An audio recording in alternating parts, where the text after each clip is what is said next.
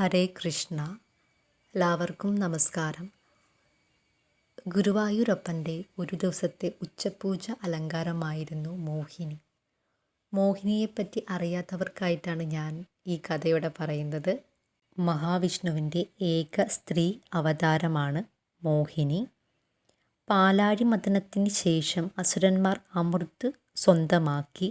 ഈ അമൃത് ദേവന്മാർക്ക് തിരികെ ലഭിക്കാൻ വിഷ്ണു മോഹിനിയായി അവതരിച്ച് അസുരന്മാരെ വഞ്ചിച്ചു എന്നാണ് ഒരു ഐതിഹ്യം. മറ്റൊരു ഐതിഹ്യം എന്ന് പറയുന്നത് ഭസ്മാസുരൻ എന്ന അസുരൻ തൻ്റെ ശക്തി ഉപയോഗിച്ച് എല്ലാവരെയും ഉപദ്രവിക്കുകയും പരമശിവനെ വധിക്കാൻ ശ്രമിക്കുകയും ചെയ്തു.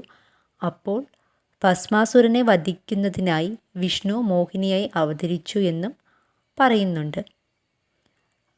ശിവനും മോഹിനിയും തമ്മിലുള്ള ബന്ധത്തിൽ നിന്ന് അയ്യപ്പൻ ജനിച്ചു എന്ന ഐതിഹ്യവും വളരെ പ്രസിദ്ധമാണ്. വീഡിയോ ഇഷ്ടമായെങ്കിൽ ചാനൽ സബ്സ്ക്രൈബ് ചെയ്യുക.